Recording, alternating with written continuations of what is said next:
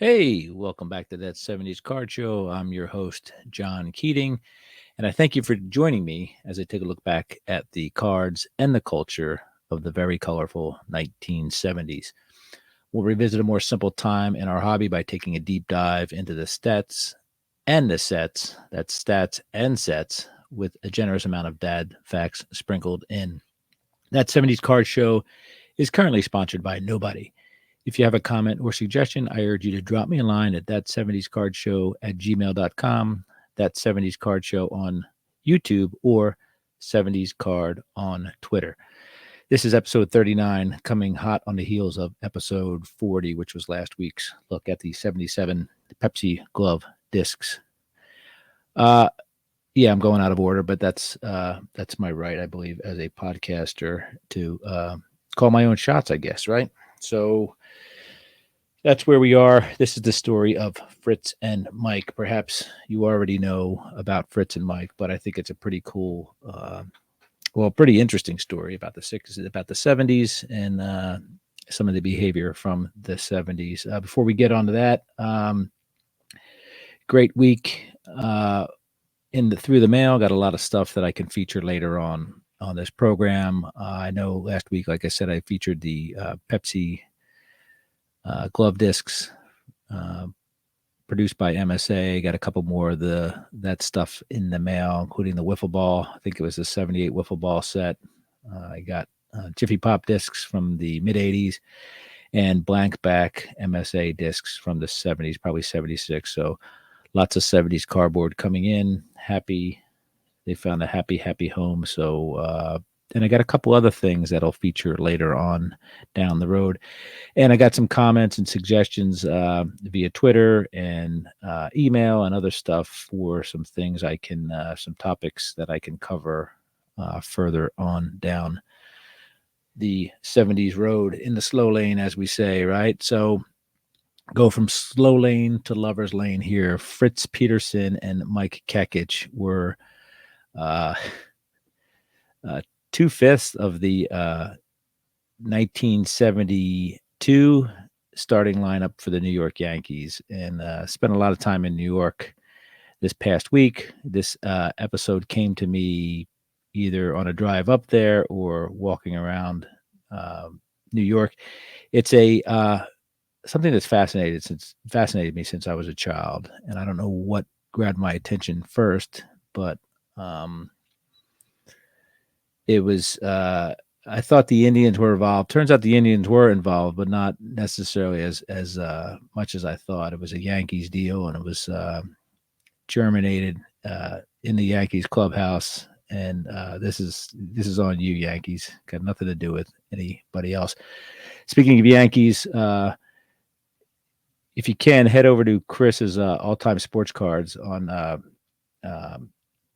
YouTube. It's All Time Sports Cards is a channel. Does a great run on Yankee Stadium and the cards that feature Yankee Stadium, or at least a lot of them that feature Yankee Stadium. Pretty cool stuff. Really enjoyed that, Chris. Well done. All Time Sports Cards on YouTube. So head over there fast. Let's get back to Fritz and Mike. Fritz and Mike were 2/5 of the Yankees rotation in 72 pitching rotation, both left-handers. So oddballs already, right? Sometime in summer 72, they headed on over to Maury Allen, who was the sports writer for the New York Post back in the day, for a little barbecue, probably around the holidays, July 2nd, I think it was, 72. I'm sure there was some alcohol involved, but either way, at this point, Fritz and Marilyn Peterson and Mike and Suzanne Kekich hatched a plan that they would swap. The husbands would swap lives. So the husbands would get a new wife and a new house, new kids, new dog, the whole thing. Fritz would move in with the Kekich family, and Mike would move in with the Peterson family. And away they would go. So it was the 70s, keep in mind. So I guess this stuff kind of happened back then. I'm kind of fascinated with the fact that when I heard about this story, I guess I was like, wow, a new dad, you can get a new dad. Apparently it didn't work out too well for the kids. The kids didn't really enjoy it much, but Fritz, Mike, Marilyn, and Susan Suzanne, I guess it was, really had a good old time. So after the big old picnic, they headed over to a diner, but I believe Mike and Marilyn took their good old time, and Fritz and Suzanne had already finished up breakfast before Mike and Marilyn rolled in a couple hours later. Perhaps there was some hanky-panky on the way, who knows. But so that happens in the summer of 72. In the winter of 72, the plan is implemented. So Fritz heads over to the Kekich house with Suzanne, and Mike heads over to the Peterson house with Marilyn. March of 1973, press conferences are held during spring training. Each gent has their own press conference and tries to explain the situation. At that point, apparently, things were going hot and heavy with Fritz and Suzanne, but Mike and Marilyn were just a more of a physical attraction than an emotional one. So Mike would say, by American standards, he had a good marriage, but he wanted a great marriage, and I was idealistic, I guess, according to Mike. They wanted to reiterate that there was nothing dirty about what they were doing. It says, don't say this was wife swapping, because it wasn't. Kekich said, we didn't swap wives, we swapped lives. Now, that seems kind of base to me. Obviously, they swapped wives, right? And Fritz and Suzanne would go on to be married. I think they're still married to this day and probably approaching 50 years of marriage. Mike and Marilyn didn't last that long. Mike chalks it up to them being the same astrological sign. So apparently they were good in the sack, but they didn't get along too well outside of the bedroom, or not enough to make it happen. So what happened was Marilyn moved back to the Chicago area where Fritz and her were from originally, took Fritz's kids, and Fritz stayed with Mike's kids and Suzanne. So Mike was desperate not to get traded from the Yankees, because the only way he could see his kids who lived with Fritz was to stay a teammate of Fritz's. So even though him and Fritz weren't quite getting along too well at this time, Mike was desperate to remain a teammate of Fritz. So that wouldn't happen, because Mike would pitch 14 innings for the Yankees in 73, and he would walk 14 batters. He was dealt to the Cleveland Indians. Fritz himself, who was kind of a stellar pitcher prior to the 73 season, ended up tanking, going 8-15. So there was a psychological effect to that off-field trade, if you will. So anyway, kind of ruined Mike's life and kind of ruined both of their careers. So I'll talk a little bit about Mike and Fritz as players right now, if that's okay. Maybe we'll go to their baseball reference. But before we get out of this, let's take a look at a couple other pictures of. Got a picture on YouTube here of Fritz Peterson with both Suzanne and Marilyn on the field at Yankee Stadium in his pinstripes. Looks like it's a family day, as I can see a couple tots in the back there playing the field. So God knows who they were calling daddy on that day. I have no idea what was going on. There's a picture of Fritz and Mike, or in this case, Mike and Fritz with 3 kids. The kids look miserable, and apparently that would be a theme throughout their lives, as they definitely resented this whole family trade deal. So I'm going to talk a little bit about their careers, because, obviously they're known best for their off-field and their extracurricular activities. But boy, Fritz Peterson was actually a pretty decent player. So let's see if I can bring up old Fritz's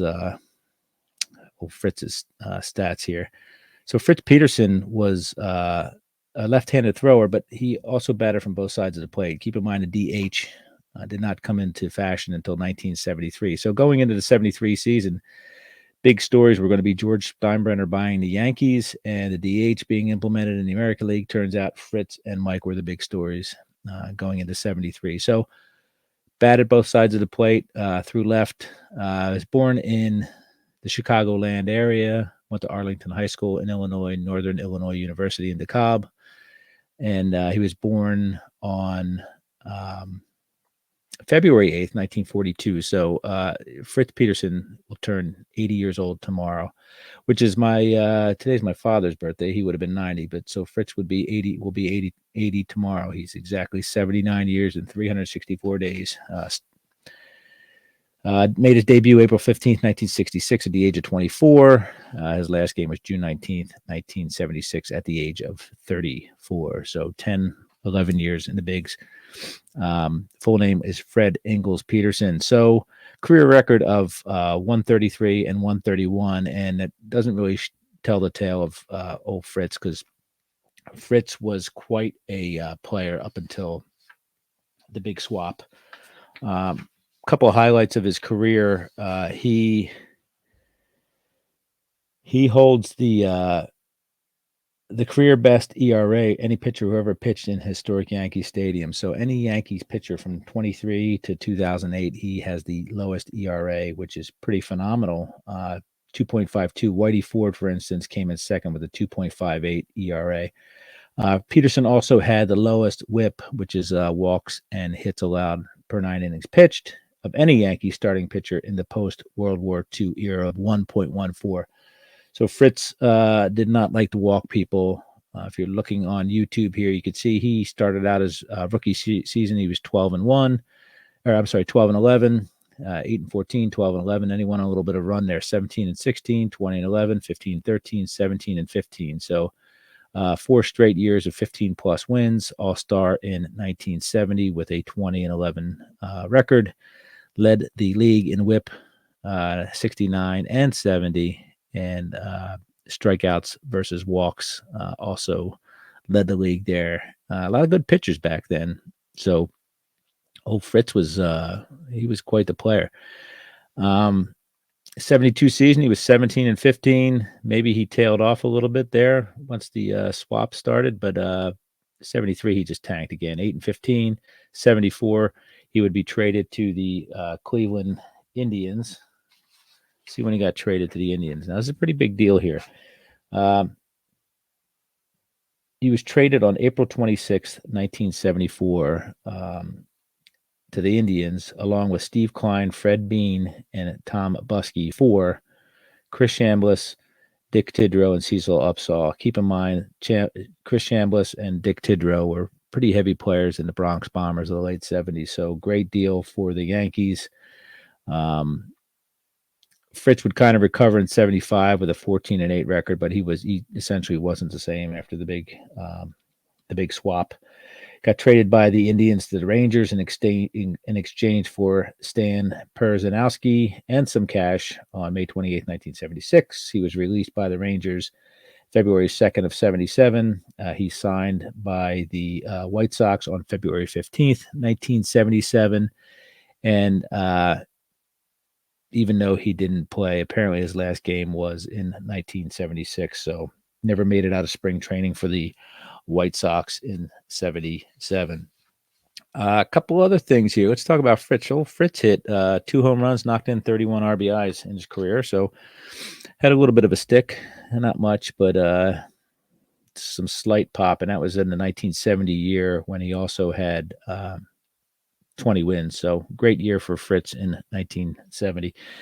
Let's talk a little bit about our boy Mike Kekich here. Obviously not as good a player, good a pitcher as Fritz was, but a little bit bigger too here, right? So he's 6'1", 196 pounds, threw left as well, obviously, and batted right.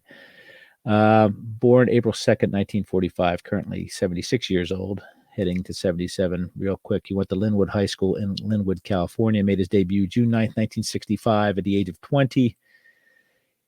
This is the 1965 Dodgers team that won the World Series. He would be on the bench, but not play in the World Series, and not credited with probably didn't get a ring either, but not credited as a world champion. Last game was October 1st, 1977. He lasted a little bit longer than old Fritz did, that's for sure. Full name Michael Dennis Kekich. Kind of a journeyman. Career record would be 39 and 51. Trying to find a redeeming season here, but he was pretty average most of his career. Most of the career had a losing record and didn't really stand out at all, right? He was just, I guess he's a fifth pitcher in a five-man rotation, perhaps. Didn't do much batting as either. He never hit a home run, did get a double, did get a triple, and 12 RBIs. So we talk about old Mike Kekich getting traded. He got around a little bit more than Fritz, and I don't mean off the field. I'm talking about transaction-wise. Again, he was signed as an amateur by the Dodgers in 64. 68, he was traded from the Dodgers to the New York Yankees in exchange for Andy Cosco. That was on the offseason in 1968. Traded by the New York Yankees in 1973 to the Cleveland Indians in exchange for Lowell Palmer. Yep, that Lowell Palmer, who I refer to as D.B. Cooper. So he was traded on June 12, 1973. Again, that was after 14 innings and 14 bases on balls. 1974 spring training, he was released by the Cleveland Indians and signed by the Texas Rangers a month later, which is interesting because he spent, so he was released by the Texas Rangers on March 12th, 1976. Spent that year playing in Japan for the Nippon Ham Fighters over there in Japan. 1977, that was 76, right? 1977, he is sold by the Nuevo Laredo of the Mexican League to the Seattle Mariners on April 1st, 1977, and gets released a year later at the end of training camp by the Mariners. Did spend that last year pitching for the Mariners. Expansion team obviously went 5-4, which wasn't horrible. Considering his record usually sucked, but he did have a 5.60 ERA. So finished again 39 and 51 in his career, 4.59 ERA. Nothing to write home about for him. Sad to say, but didn't get the girl. Sure as heck didn't have the career that Fritz Peterson had. But he was traded for Lowell Palmer, which he's all right in my book, if that's the case. Let's talk a little bit about the sports cards here. So Fritz Peterson had a lot of cards. 66 rookie debut, two-player card with Frank Hernandez. His catcher, or a catcher, which is kind of neat to see a pitcher and a catcher on a rookie card together. 67 tops, I believe that is in Yankee Stadium. He's posed in a release position. Kind of reminds me of how Whitey Ford used to be posed in many, many, many of his pictures. 68, the burlap set. He's got a nice smile on his face with Yankee Stadium in the background. 69, we go back to the exact same picture they had in 66. 70, same pose, different picture. Different part, maybe the same part of the park almost.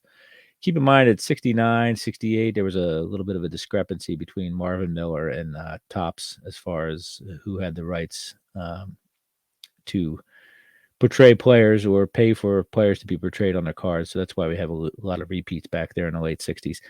Moving on, we did 70, 71. We have a nice in-action photo or action photo of Fritz throwing at Yankee Stadium again, I believe. 72 takes us back to spring training, perhaps. Another Whitey Ford-esque pose. See, he's got a 72 in-action card, and boy, did we really didn't know what kind of action he was getting, but apparently Topps was right. He was definitely in action in 72. 73, another action photo, probably from Oakland Stadium. And 74, another action photo. 75 shows old Fritz with a mustache posing. I'm not sure where that is, whether that's Yankee Stadium or what, but he's definitely airbrushed. That might even be Shea Stadium from where the Yankees had to play during renovations. Regardless, he's got a nice painted-on uniform representing the Cleveland Indians, and his last Topps card during his playing days is a 76 Topps, wearing the big purple Barney shirt of the Indians. Not sure which stadium that is. And then I've included in YouTube here a 76 SSPC wearing the Barney shirt, the Barney jacket, drunk uncle look about him, and the big old Cleveland C. I wonder if I'm sure that Cleveland C is gone forever now, right? Anyway, so that's old Fritz's card run. For the most part, that's his card run. Let's see. I'm going to share some other stuff here if I can. Maybe not. I thought I had some stuff lined up here. Give me a second here. Yeah, so I'm going to share old Fritz's the values of his cards, which aren't spectacular. So please put your checkbook away. You don't need to run out there and get some Fritz Peterson cards. So Fritz again started 66. His rookie card is worth upwards to $15. As far as his Topps rookie card, upwards to $15 in near mint condition. Then he jumps into just a regular common bin. I think 67 card, probably card number 495 is in the series where it's a little higher, up to $6 in quality condition. He's got some Venezuelan stuff. He's involved in a lot of inserts and stuff like that from the day, like team posters. His team poster in near mint conditions worth $200. 69 team poster. Anyway, a lot of other stuff like that. Chem Toy Super Bowl. That sounds like fun. It sounds pretty toxic too. OPC stuff. Blah blah blah blah blah. His cards pretty much just regular price, common prices for his cards after his rookie card. Let's move over to Mr. Kekich. Mr. Kekich has kind of a smaller sample size to draw from, but kind of cool nonetheless. He's on that 65 4-player card, 1965 Dodgers rookies with 3 other folks, nondescript folks. He takes a little break for 66, 67, 68 season, and we see him pop up with 69 wearing an all black airbrushed hat. 1970 card looks like it was taken at the exact same time, at the exact same place. The clouds even kind of match up behind him. Only difference is he's not wearing a hat. So at this point, he's a Yankee, obviously, in 69, 70. 71, perhaps he is in spring training. 72, Yankee Stadium, it looks like. 73, another spring training card. 74, we see him in his Cleveland Indians uniform. Oakland Stadium, it looks like. 76, he has a card. 75, he does not because of, for whatever reasons, I guess he wasn't deemed necessary. Maybe he was in Japan at 75, right? So 76, it looked like that card is taking, that picture was taken inside of a clover leaf on an interstate. I don't quite make out anything that looks like a baseball field near there. And then, Mike Kekich would disappear for the rest of the 70s and most of the 80s until he pops up with a senior league card. And he looks like he is at a happy point in his life, pitching as an elder statesman in the senior league. We can talk about his prices. Now, his prices are kind of fall along the similar lines of Mr. Peterson. Bam, let's go over to Mike Kekich. His 65 rookie card is another $15 in near mint condition card. It's a high number 561. 262 card in 69, $4, whatever. Normal common numbers until we get to 71, where he is card number 703 and up to $8 in near mint condition. And then back down to the common numbers. In fact, his 73 Topps is worth 75 cents near mint condition, which is a shame.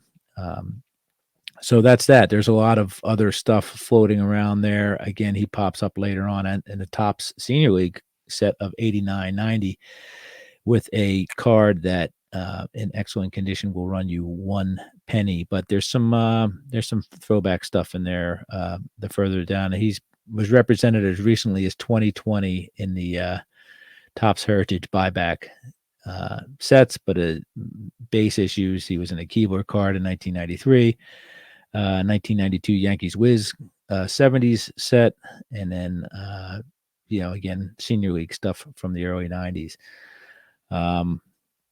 Yeah, so that's our boy Fritz, our boy Mike, Fritz's gals Marilyn and current gal Suzanne, and Mike right now does not have Suzanne or Marilyn. Hopefully he's been able to see his daughters. So again, this story, it kind of has everything, right? You got a little 70s hanky panky, got some George Steinbrenner in there. Of course, Lowell Palmer's in there, which is pretty cool. And this story could only happen in the 70s. And again, I entertain the idea of like, wow, I could get a new dad. My mom could swap out a new dad for a baseball player. I thought that was cool at the time. But turns out my dad was pretty cool, and I'm glad we stuck with him for as long as he was around, because he was a good dad, right? So anyway, that's Fritz, that's Mike, that's Marilyn, that's Suzanne, and a little bit of Lowell Palmer as well. So thank you for joining me this week as I take my journey back in time. If you have a comment or suggestion, again, if you have a set you want me to highlight or a topic you want to discuss, just reach out to me at that70scardshow@gmail.com. That 70s Card Show on YouTube, you can comment there, or you can find me at 70s Card on Twitter. Music on my podcast is provided by the almighty Mango Safari. Want you guys to enjoy your collecting, enjoy your collection, be safe out there, be good to each other, and have a great week. Thanks for listening, everybody.